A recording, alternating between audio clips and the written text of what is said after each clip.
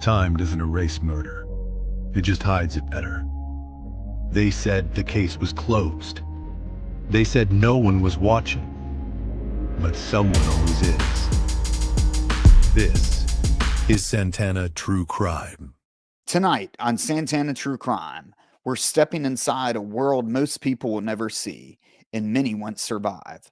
My guest is William Noguera, artist, author of Through the Lens of a Monster, and a man who spent 42 years on California's death row.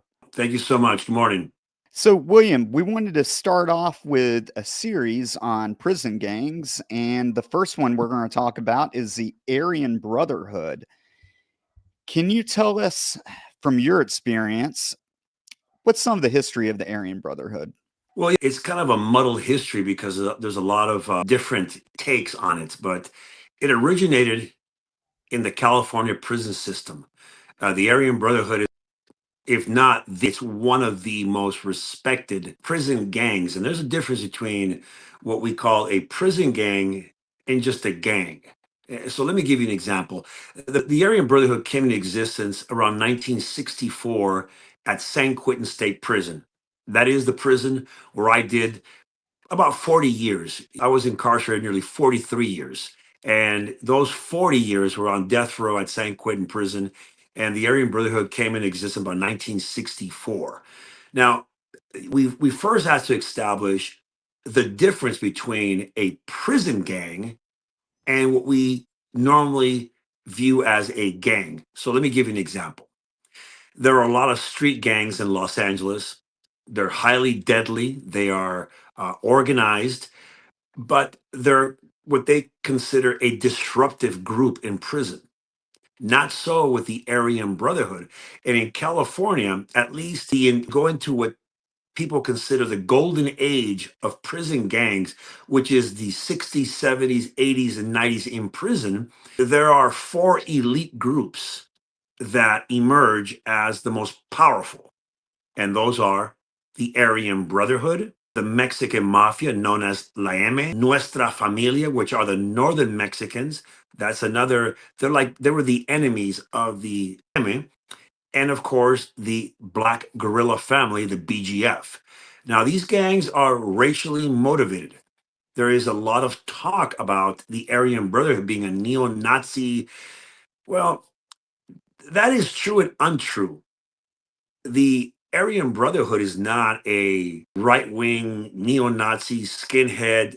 That's incorrect. The Aryan Brotherhood are men, well, they're the elite.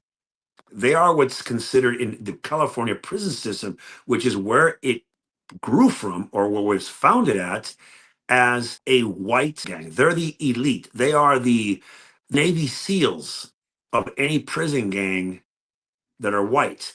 And when I say white, you have to be very careful in what you say here. In prison, if you are white, and I word white, the Aryan Brotherhood only recognizes those who ride with their people and back up the white race.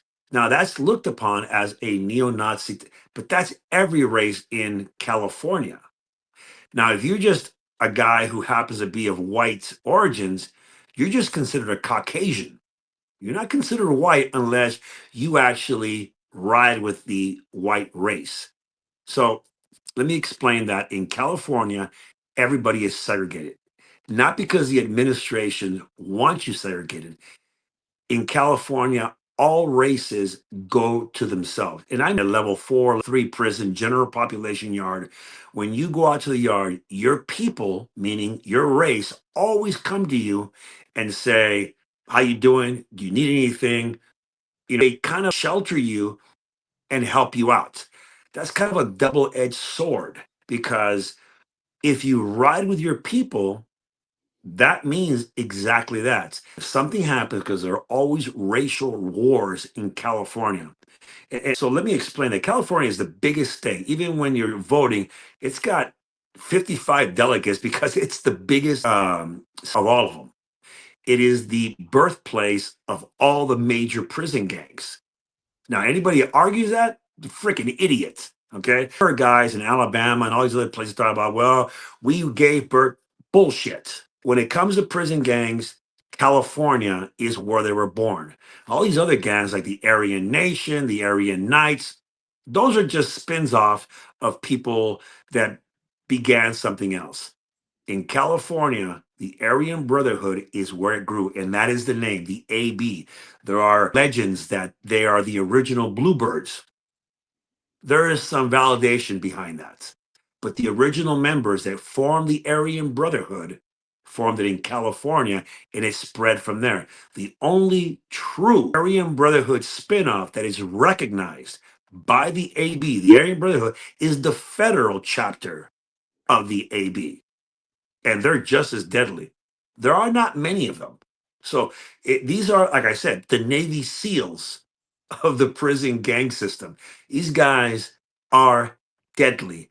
They are organized, they're elite. They consider themselves warriors. And I've seen them in action. These aren't a couple of yahoos that make a little knife and go try and kill somebody.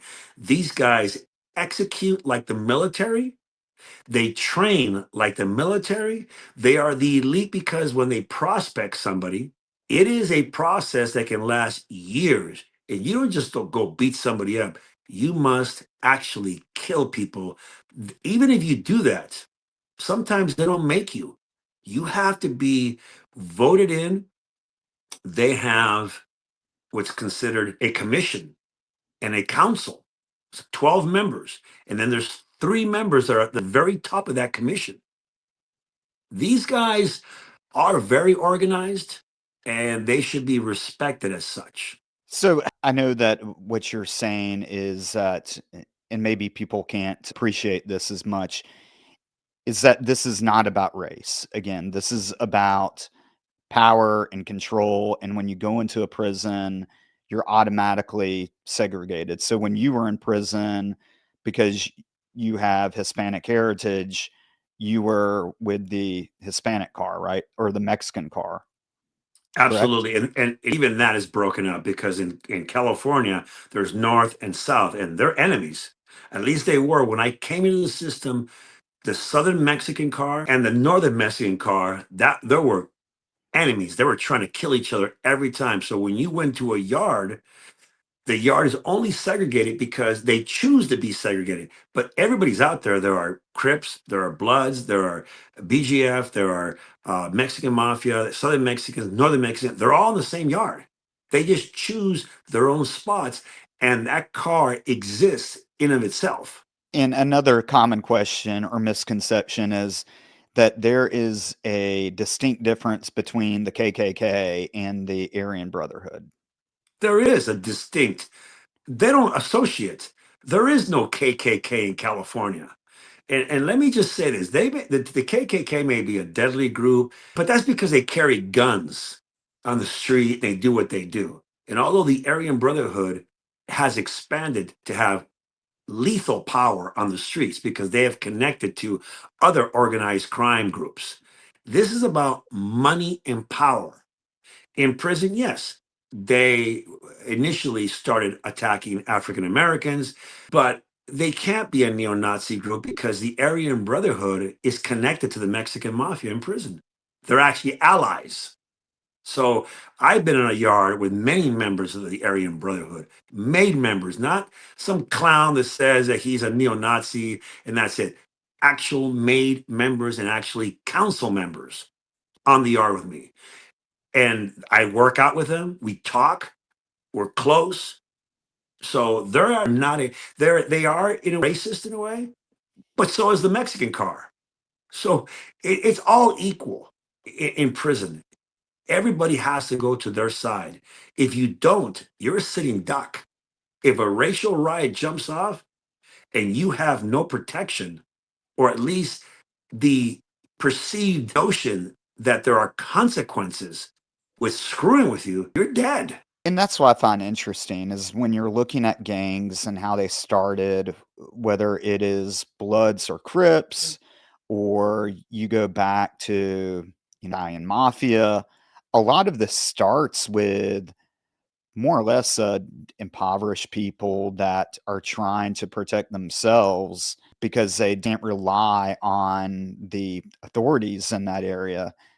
and then they form up, and then it kind of spins over time into something like this. And that's kind of what I see with the Aryan Brotherhood, where you've got white people who are trying to band together because all the other races are banding together as well, and they've got their own gangs. So it's like, if you're just an individual that's Caucasian in prison, you don't have any protection, right? Yes, a lot of these so-called experts will tell you, well, yeah, they were formed to protect themselves. Bullshit. There was already a white car in prison that they stuck together before the Aryan Brotherhood came into existence. Same thing with the Mexican Mafia, same thing with Nuestra Familia, same thing with the BGF. Their ideology is power. It isn't, let's band together to protect ourselves from all the big bad people out here. They were the big bad people. When they were in those cars, whether it be Caucasian or Mexican, they were already the big bad wolf. They chose to band together to initiate a crew, a gang, because they wanted to just completely rule the yard. And they wanted to speak for their people, meaning that if anything happens on that yard, it has to go through us. You don't check with us, this is what happens. Of course, they had to initiate it with fear and respect. And I've said this before, the most respected men in prison are those who kill other convicts. And again, this is about classroom study. Klecha. These guys study how to make weapons. They study how to forge steel. These aren't a bunch of clowns that just get together and start killing people. These guys train. Look, I'm one of those guys that can tell you, I've been on the yard with all these guys, all the heads, all the council members, all the elite commissions of these gangs. They say, for example, the Aryan Brotherhood is like the military, the Marine Corps. Okay. You got a bunch of recruits. You got guys who look up to them. Everybody fears them. Everybody respects them. But there are thousands of guys that would like to do that. But the only ones that are picked that are ones that have already gone through basic training, all got, and now there are then the Green Berets, the Rangers, and highest ranking skilled guys. They're the ones that are chosen because you're chosen. You just can't, hey, I want to be a guy. No, you are asked, you are chosen when they watch you for years. They say, hey, and it's not like, hey, you want to become a guy. You want a member? Here's a candy bar and 3 packs of cigarettes. You just began in prison to hang around with these guys. You meet one. He respects you. You guys say, hey, how you morning, brother? How you doing? And it starts that way. And it takes years to finally form the type of respect because they've seen you in action for them to begin to start asking you to come hang out with them or have lunch with them or whatever. And there it begins. And it's this relationship over years. And at some point, and I say this word prospect with them, and that's where it starts. They'll come up to you and say, hey, man, this guy has to go, or we need you to handle this. And then they give you the authority to use like the name in something. And you go there on behalf of another made guy. And that's where it begins. And even those guys, only about 1% of those guys make it to where the other guys raise their hand for them and they actually make this guy. Once he's made, this guy immediately has the power of the AB, the brand. And that on a prison yard says something. That's a huge accomplishment. So it's more of a offensive mindset. And I think that's where I was thinking of it wrong, is that I was thinking of this is protection and it's really about gaining power. When you were talking about, and maybe this is a logistical issue that just got into my head, is that if you're going about and stabbing people and beating people up, is there a prison consequence? And if so, like, example, if I went and stabbed somebody and then they stick me in the hole for months on end, or do people get transferred? Like, what happens to those people? And does that not take away control, but make the process slower? Am I making sense on that? Yeah. And that's where some of the order within chaos works, anarchy with rules. So on a prison yard, And let's say, so I explain this to the audience so they understand the concept. There are normally four major groups. Now they're Asians or a bunch of other guys, but let's say the white, Mexican, and black card, because those are the big ones. Okay. Crips and Bloods are not gangs, they're disruptive groups. They have very little power in the prison system. They have to join a bigger gang to become power, and their gang ties in the streets fall off. So let me explain. In prison, there is no gang banging. The Mexican mafia, the Aryan Brotherhood have squashed all that. You walk onto a prison yard, let's just say it's 1 yard. And me being Hispanic, I cannot move against a white individual. You can't cross racial lines unless you ask for permission. Even in your car, you can't just go and stab somebody if this guy is associated with one of the major gangs. You have to ask permission. So let me give you a perfect example. I'm a Hispanic guy. Let's say you're a white guy, and we made a deal. And Hispanic and white, we do make deals amongst each other, not so much with blacks. You can, but it's discouraged. They want, you can't sit in a table with blacks. You can't sit in a table with anybody else. You sit with your people. It's just the way it is. On the iron pile, when you're lifting weights or working out, there are rules. You go to the iron pile at a certain time. You work out with your people, not with a bunch of other people, with your people. So let's say I got a problem with you. I sold you, let's just say, so we're not using the word term drugs. I sell you a radio and you don't pay me. And some time passes and I come up to you and say, man, bro, you owe me this money. What's happening, man? Well, get to it. And it gets a little where it's been a couple of weeks, it's not happening. So I walk up to your people and the guy who's renting the car. If there's not a made member of the AB on that yard, there is a representative. He holds what's called the keys. The Hispanic called el llavero. He has the keys to the car. That means he's receiving direct information from a made member, and he's telling them how to run that yard and what to do on that yard, how to tax people, because those guys tax everything. If drugs are coming in, they're receiving a percentage of the money from it, no matter whether they're there or not. So I go to your people and I say, listen, man, Cameron bought this from me and he's not taking care of his business. What's happening? Are you guys backing this guy up or what's going on? They're going to tell me, because you're white, slow your roll. Going to take care of this. We'll get back at you tomorrow. So I'm like, right on, thank you. I walk out, but I've already told my people what I'm doing. So they're watching the whole situation. The white people go to you and say, man, what's going on, man? You gonna pay this dude or what the fuck? And you say, no, you know what? Fuck that dude, man. He ain't no good. All right. So they come back to me and say, man, look, make a decision whether that white guy is worth going to war for. And that's what it comes down to. Normally they'll say, look, this guy didn't pay you. We're gonna take care of that debt. And then they go to your people and say, hey, we owe you for this, that. Let's just squash that. You tell Bill it's good. So my people say, look, man, let that go. Again, you're talking about people in higher rank. They may have other interests in this. They may be using you as a pond almost to kick something off. These are a lot of complexities. But normally your people will say, hey, pay that fucking debt, man. And you have no choice. You pay it. Now, there may be tension now between you and I, but we can't move against each other because we haven't had a green light from our people. Now, let's say another situation comes up. The white guys don't like the car that's there. It's Hispanic. And now they're going to use you as a pond. You come up to me and say, I got a problem with this guy. They'll say, all right. They'll come to me and say, you know what? Yeah, we don't give a fuck. Go ahead and move on them. They back away, and then I move against you. But the Hispanic car and the white car are the ones that they're the bigger picture. So they're going to use that as an excuse to say, man, who gave you guys permission to do this? You know what? Fuck this.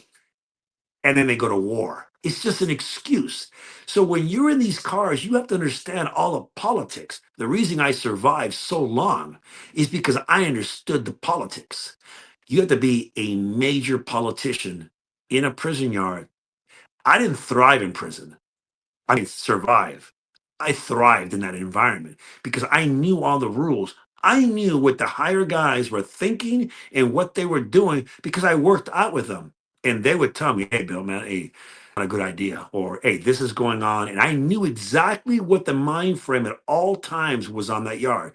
Was I wrong sometimes? Sure. But it wasn't a major screw up where it was going to cost me my life. So, how do you maintain control when you're locked inside a prison cell for the majority of the day, right? Or No, are they that's out just again, moving around? no, that's another misconception. You thought that I was on death row and I was stuck in my cell 23 hours a day. Bullshit. Every day at 6 a.m., they would announce yard and they come to your cell. You go to yard? Yeah. Put cuffs on your door. Yeah. Death row, level 4, affiliated yard. They cuff you, they search you, they strip search you, they take your clothes, they walk you downstairs, they put you through an x-ray machine. They all these things, they strip you again, and then you walk out to the yard. You're handcuffed the whole time, but it's easy to come out of cuffs. I can't tell you how many times I've come out of cuffs on somebody if you want to get to somebody. But they do it here when you can do it in the yard. They open up the door, they uncuff you, and you walk out to a big yard with hundreds of people on it. And we're out there from 7:15 or so it was sometimes 6:30 a.m. all the way till 1 o'clock in the afternoon. And this is death row. And you're out there doing whatever you want. And what happens in those yards?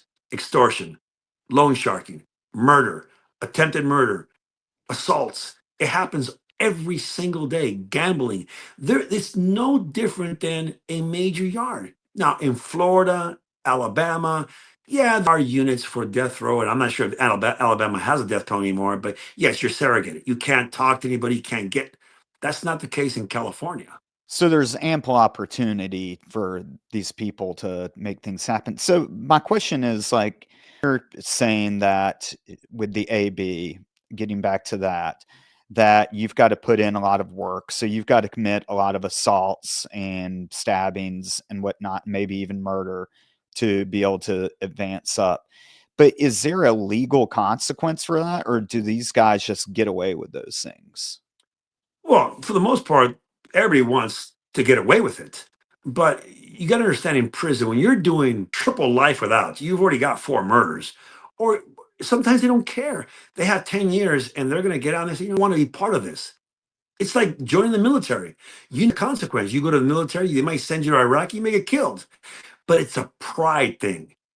I can only explain this in some terms that when you are recognized by these prison gangs as a man of respect, it feels like you're king of the world. You walk onto a yard and everybody says, hey, morning, brother. That's a signification of a family. It's no different than in a street gang. When you're a little kid, you want to feel good. But when you're a little kid, it's about self esteem. In prison, these guys have all the self esteem they need. They want power. Consequences? Yeah. Guys that had 8 months left to go out and they picked up double murders doing the rest of their life in prison and they're happy as jailbirds. Yeah, years later, it can sometimes that they feel like, damn, I shouldn't have been involved in that. And it usually comes because politically they've been ostracized. They lost power because another made member didn't like them for whatever or wanted what they had, and they were able to position them. And next thing you know, being stabbed in the yard. Now suddenly they're no longer in power, and now they regret what they did. But a lot of those guys, it's blood in, blood out. They don't care. It's if the only way you leave these gangs is in a pine box, you're dead. That's mind blowing that someone would have under a year left. And at that point, I would think that you're starting to plan for, or at least in my mind, I would be planning for my future. What are you going to do on the outside? Good things and positive things that can come. But then Well, you're going to sure. make a choice that you're going to result into a life sentence and never leave that yard. Is it just like a addictive drug of being able to get that power and respect, or what do you think that is? Because Yeah, that's very powerful. absolutely.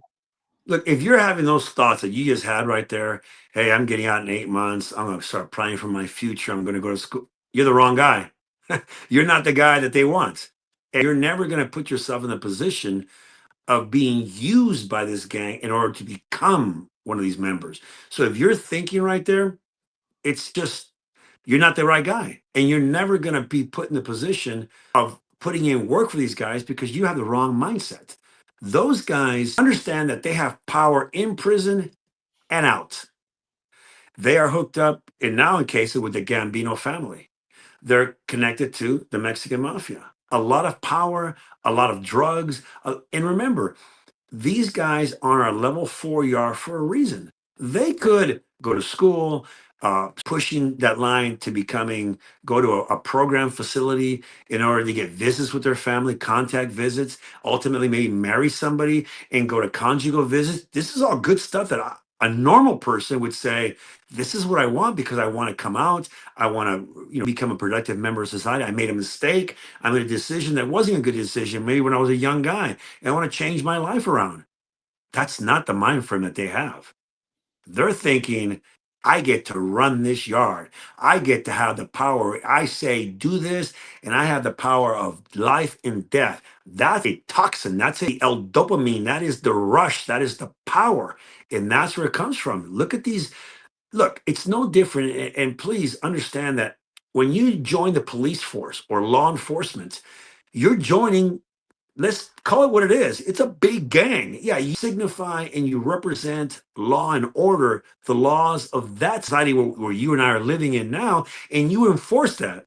You're a gang member. The same goes for the gangs on the inside. The rules are different, and they enforce the rules that they make up, twisted as they may be, in prison. And they are, call it what it is, they're the enforcers of those laws and those rules. No different. Law enforcement risks their life. There's a 211 call. They go in there to protect whoever it is. They pull guns. They shoot. Sometimes they get killed. Sometimes they kill. It's very similar to what goes on in prison, except these gangs are the ruling force. You see mob movies, right? You got Sammy the Bull. He's the enforcer. But a mom and pop store, they're paying them rent, paying them for protection. He comes in like a cop. What's going on? Well, those kids right there broke my window. Okay, I got you. They go over there and they grab that kid by the head and slap the shit out of him and say, you do it again, we're going to kill you. A little bit different rules, same concept. So you mentioned something that I've not heard before. Is that you said they have ties to the Gambino crime family. They do. Can you tell us what you know about that? Sure. When John Gotti came to prison, he was going to be a victim because he's Italian. Italians have no power in prison. None. There may be a few guys that are hooking up, but they have no power. John Gotti was in federal prison. He was going to be a victim. So he hooked up, not hooked up, he spoke to some of the guys that were with the brand. And he offered them some of the power that he had, connections, called networking. He gave them some of his network. So immediately they, okay, we're going to surround you, we're going to protect you. And in exchange, we get connection to all these networks. Power, because the Gambino or the Colombo or the five families in New York, which are basically falling apart, have power. They're in corporations. They're in all these different city brand wanted in on that. That's an expansion of their power. They don't. I mean, it's great to run a yard, but how do you make money from that? Aside from the few $1,000 that come in and out of a yard, a lot of money, but it's in prison. It's not a lot of money in the streets. So, in order to have that power, you need connections to the real organized crimes in the street. Not saying that the brand or the Mexican are not organized. They're very organized, believe me. But in the streets, everybody can be deadly. Anybody can pick up a gun. In prison, there are no guns. It's up close and personal. So they protected him, and he then initiated them into his network, and that gained him power. That's not I can say I've learned today, and that makes complete sense of where he was at. That was not on my mindset. Can you tell us with the AB, once you've got through that kind of recruitment process and they've decided that you are a member, is there any final initiation? Like, do they certain tattoo on you, or do they do like street do where they like beat you up for a couple minutes? Is there anything like that that's like a kind of final? Yeah, well, the work, making your bones, that's what they call it, is initiation. It takes several years sometimes. Sometimes it doesn't take that long because a guy is that much of a force. And maybe even there's a war going on. Let's say, for example, like the 1970s, where the Hispanic, the Southern Mexican car, the Emmett car, the Aryan Brotherhood went together because they were fighting the African Americans. During those times, during war, the guys are made a lot quicker because they're kind of work they're in the yard, they're killing dudes, and the guy, see the kind of guy is, and they're made during war to expand their numbers. But once they're initiated, and that is putting in work, it's they raise their hand for each other.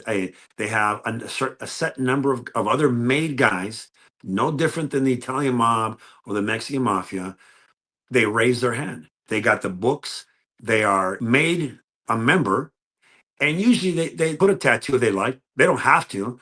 A lot of the guys have A, B, or they have a shamrock, a green shamrock. That's something that they hold very sacred. If they have an A shamrock in the middle of it, that's a made member. You have to be very careful with that guy because it's like having a rattlesnake in your hand. You know, a lot of those guys talk to them all the time in the yard, and it's business as usual. They know what I brought to the table. I know what they bring to the table. But it's usually a tattoo, and they don't have to put it where it can be seen. I know a former made member, a former council member. His name was Frisco Bob, and he had the A B right here and a shamrock right in the center, a green shamrock. He's a made member, extremely dangerous individual, extremely respected individual. And he to become a Christian at one point, and he walked away from it. He's still a deadly guy, and that's a mistake a lot of people make. They figure, well, the guy has walked away from him. There's a hit on his head. They want to kill him. He's still the same guy. I don't care if he's now a Christian or whatever. He's a dangerous guy. And to underestimate a person who is no longer those cars is one of the most deadliest mistakes you can make in prison, because that guy still had to do a lot of work to get to be that guy.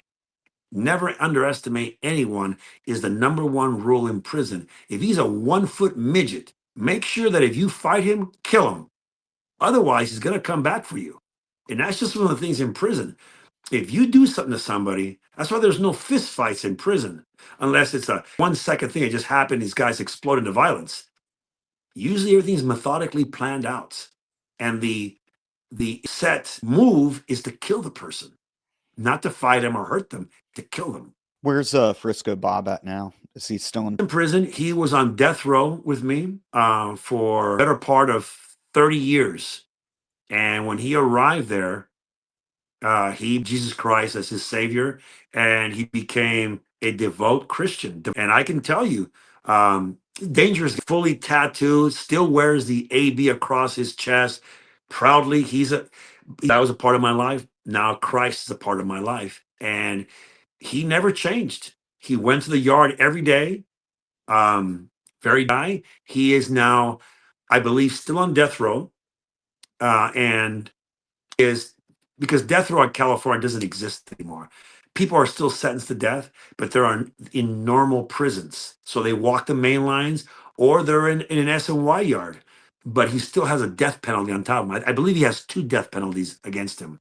So he's got that over his head. He's never leaving prison, and now he's not a part of the Aryan Brotherhood.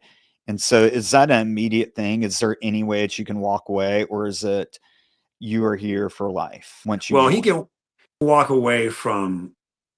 They feel that he's turned their back on him. So there's a hit out. There is a green light out for him. They're going to seize him on a main line. They're going to try and kill him. It's just the way. And then if there's a made guy there, he knows who he is. He knows what he brings to the table. So they're going to send 2 or 3 guys after him. But Bob is a smart guy, and he understands what he's up against. So what he does is, so in California, there are general population yards. And let me explain. That means that you go to a normal yard, there's gangs there and everything else, just like I explained. And now there is before in the 70s or 80s, if you got into some beef, you lost power, not because you wanted to, you were ostracized politically. It's like the Colombo family when Sammy the Bull and Gotti hit the guy in the restaurant. They killed him, and it wasn't that he was a bad guy. It's just that they wanted his power and they took it. So it's the same thing in prison. So you lose your power, but not because you're a bad guy or because you snitched anybody off. Because Frisco never told on anybody. He just decided to walk away. So now he can make a choice. Back then in the 80s, you went to protective custody and you were basically safe. No one's going to try and harm you there. Now things have changed. In California, they have what's called an SNY yard. Now, there are guys there because they told on somebody, they snitched somebody off.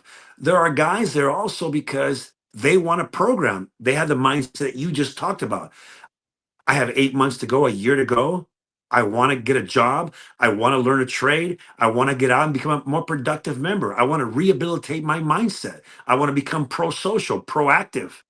These are things that now the California Department of Corrections and Rehabilitation offer people, and they're on these yards. They're called 50-50 yards. 50% are protective custody, 50% are general population. That's a misconception. That sounds good on paper. If you go to one of these yards, which is a level 4, 3, 2, or 1, an SNY yard, it doesn't matter if you were a good guy and you're there now. If you don't assault, kill someone within 48 hours, you're considered no good. That's it, you're done. You can never return to a regular population yard. So most of the time, these guys are level 4s.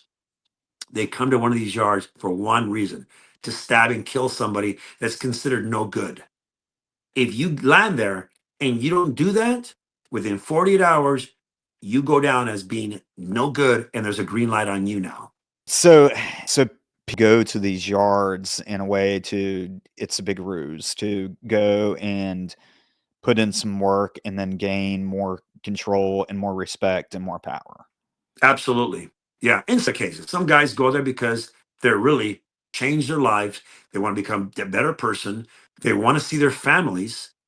And I can tell you that these are really productive, meaning the SNY yards. But let's look at the levels. If you're in a level 4 SNY yard, it's just as violent as a general population yard. Because Can you go through, sorry to yeah, interrupt you, but can you explain to people the different levels? Because I understand what they are, but for people listening that don't understand the different prison levels, can you quickly explain that? yeah, level 5 can be considered the whole, but level 4 means that your points are above 60 points. That means you're a violent guy or you're a rule breaker or you're affiliated. So level 4.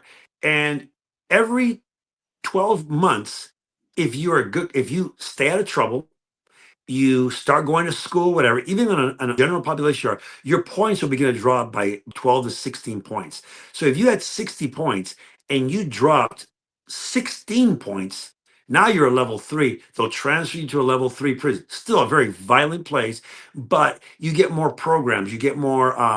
If you do another 1 or 2 years there without problems, without write-ups, your points drop another 12 to 16 points. You go to school, they drop more. Now you're a level 2. It usually takes a lot longer than 2 or 3 years to do it, especially if you're an affiliated guy, because you're a level 4 and you're affiliated. That means they consider you a made guy or a guy that's highly affiliated with one of the prison gangs. You have to go through a system of debriefing. And that is almost a many steps. You have to go to the goon squad, which is law enforcement. You have to debrief. You have to give them information about people on that yard. If they feel you're being legitimate, they'll lower you a little bit and you go to another phase and you debrief some more. This is a long process. So when you get down to an SNY yard, because they don't want guys to go out there and try and kill somebody, because that's been done for so many years that the California Department of Correction and Rehabilitation has formed a system that if you're a made guy or a guy that's involved in gangs, you have to debrief before you're able to go to an SNY yard. It doesn't always work out because guys are really good at how to circumvent the system, but it usually works. And by the time that they're ready to be let out into a SNY yard, they have spent already maybe 2 or 3 years in the hole and they're being watched, they're being monitored. Do they associate with guys of that prison gang? Are they working out with them? All these things play a part in this thing, and they're being watched. The administration watches them, and other inmates who are not affiliated are reporting to the administration. Yeah, this guy still hook up. This guy's going to come out and try and kill somebody.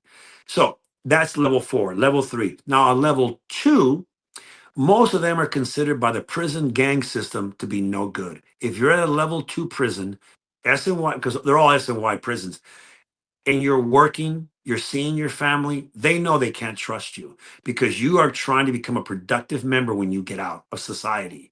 So, and there's level 1. That is, so here are the points. Anything of 55 points, 60 points, level 4. Anything below 54 points and 55 and 48 points is a level 3 or 40. And then if you drop below 36 points and 19 points, you're a level 2.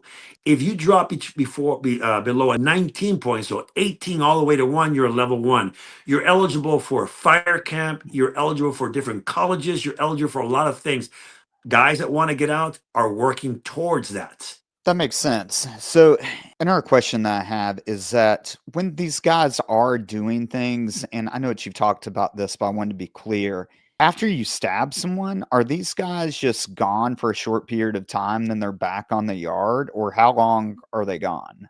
Because I Right. assume that, you someone, the correction officers are going to grab you, and then, I mean, you're not going to get a court date immediately, but I would assume that there's some type of judicial process that gives you consequence. Does that affect your ability to get back on that yard, or what happens during that process?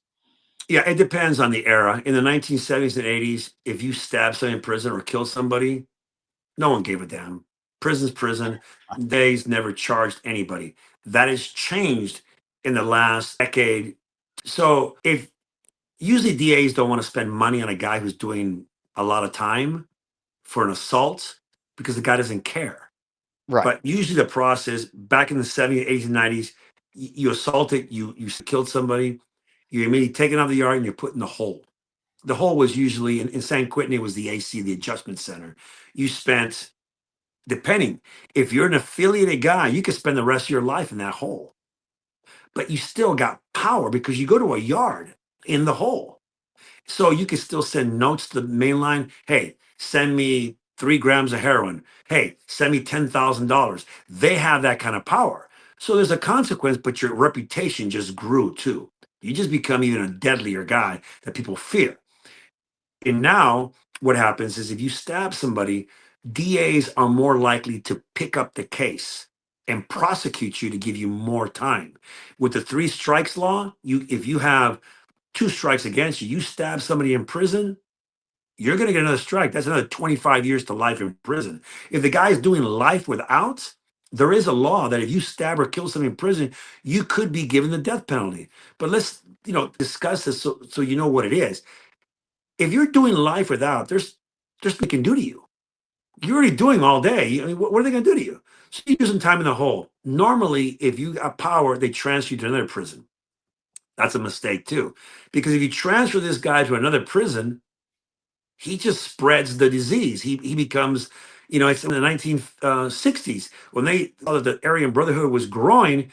They got all the members and they transferred them to different prison, thinking, oh, it's going to take their power. Bullshit. You just got what you can consider society would consider, and you put it in different prison. Now it spreads from there. So there is not that mindset. There is no screw up. It's a plan. They know they're going to the hole. They know they're going to gain power. They don't care. It's what they want. You got to understand that mindset. It's not about getting out of prison. It's about living in that society, which is much power as you can. You surprise you thinking, well, look, in the Italian mafia, they live in their neighborhood. They're still living in their neighborhood. Why is that? Because of the power, the respect that that community gives you. It's the same thing in prison. For me, after 40 years on a mainline, what do you want to call it, general population yard, I was given life without possibility of parole. I wasn't supposed to get out, but I had a plan. My plan was Whether it mattered to anybody or not, it mattered to me to be a better person. So when I was taken off death row, 6 months in the hole, they wanted to observe me. They wanted to see what I was about. When I left the hole, they offered me. They said, "Would you like to go to a level 2? You have no points. You haven't had write-ups in decades." My answer was simple. Absolutely. I went to a program facility. And let me tell you something, and anybody else, because I know guys in prison are listening to me. I know guys in prison have cell phones and they're listening to me. It is a whole new world to walk to a level 2 program facility. Look, I never told on anybody in prison. I work with law enforcement against serial killers. That's a whole different story. But when I went to that yard, there's no gun ranges. There's no gun towers. There are no officers with guns. The officers are counselors. It's like Disneyland. It's a 5-acre yard with a track. There are big wheels to flip. There are college courses. I personally facilitated anger management and all these different classes because my plan was to be a better person no matter what. Now, I got very lucky that a judge saw my case after so many decades, 42 years, saw my case and said, "This is wrong." And he dropped the specials. My sentence lowered, and I was immediately eligible for parole. That's a whole different ballgame. But what I always tell people in prison is never give up on yourself. Fuck all the damn everybody else. If you're secure within yourself, you're gonna be okay. Maybe you will never get out. Nobody thought I'd ever get out. Look at me now. So it is possible. Good things feed into good living. And you know what? I did everything I could to help my community in prison. I became an NA sponsor. So these were my goals. This is what I was inspired to be and who I was or who I am. Had I gone the other route and began to gangbang in prison or do moves for some other guy because I want this guy's respect, I never would have gotten out of prison. It wasn't instant gratification. It took decades. Some people don't like me. They look at me and say, "Hey, I don't want out there because that's the guy right there that was on one of these yards. And he's proving to everybody you can get out if you just push and you keep doing good things." I'm the wrong guy. So it is possible. But I also respect the guys in those gangs because I know the kind of work and dedication. I respect their dedication to what they believe in. Do I want to do that? Absolutely not.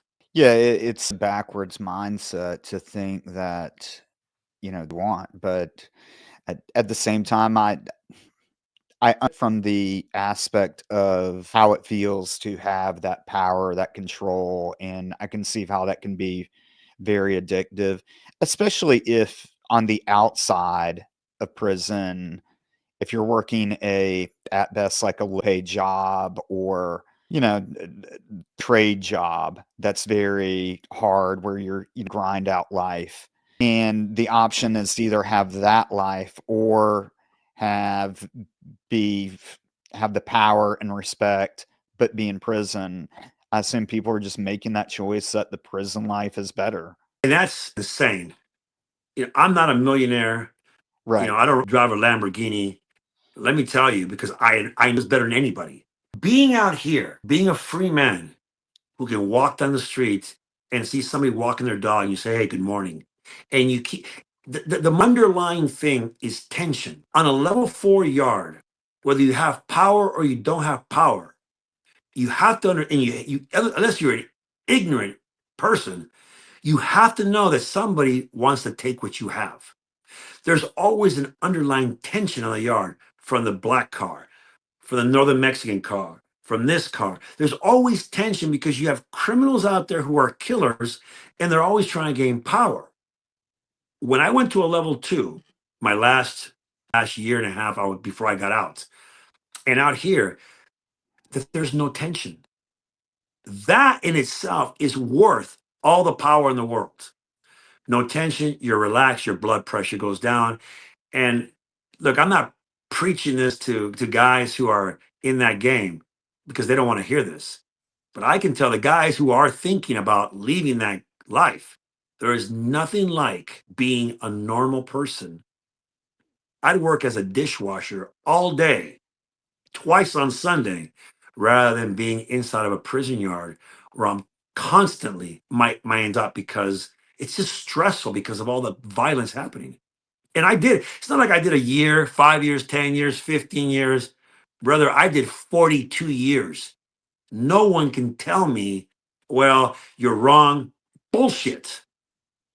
I know anybody in history has spent 40 years on death row, 42 years total, that went to a parole board his first time, and it was a unanimous decision to be let out. I can tell you that feels better than any respect from any gang or anything else. And that's what's so impressive about you and your life. And that's another reason why to pick up your book, Through the Lens of a Monster. And not only to give your book a plug, but it mean that someone that was in that environment but made the choice and accepted the consequences and doing what you did as far as, you know, art and your writing and these plans of getting out and now a podcast. I know that you've got a lot of other things as well as a show on Peacock. I'm impressive and, you know, for that. Um, Before we go, do you have any final words for people that are wanting to make that switch to getting out of prison? Believe in yourself. Believe in yourself that you don't need a crutch. You don't need anybody to give you affirmation. Believe in yourself. If higher power is God, great. If it's yourself, great. Just believe in yourself. Different than throwing a line out there, hooking it to a branch of a tree and pulling yourself to it. Look at a goal, find a goal, whatever it may be, and bring yourself to that goal. You don't need another woman. You don't need a friend, just you. I didn't have any of those things. Me, and I believed in me. So that's what I always say. Believe in yourself, and you would be surprised on the that can come from that, being an artist, and then from the writer, and then a screenwriter. And I've done all these things because I had the potential. I knew my value. I made a terrible decision as an 18-year-old child, and I paid for it. I make no excuses for that decision, and there's no justification for it. I made a bad decision, and it cost somebody their life. You know what? It almost cost me mine.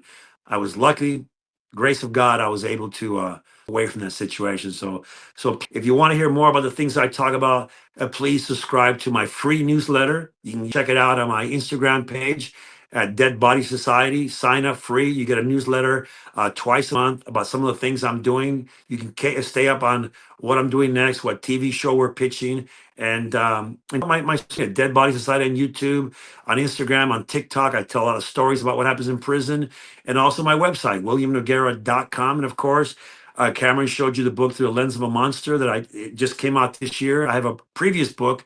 It's called Escape Artist, Memoir of a Visionary Artist on Death Row. It also can be found on Amazon. And just look, stay safe, be aware of your surroundings because your life could depend on it. And especially if you're trying to walk away from that kind of life. And remember, there's no trying, just do it. If you're trying, you're thinking about it. Don't think, just do it. Well said. If you want to support me, you can buy my book, A Murder on Campus, A Professor, the Cop, and North Carolina's Most Notorious Cold Case. That's available on Amazon, Barnes & Noble, Kindle, Audible, anywhere where you can get a book.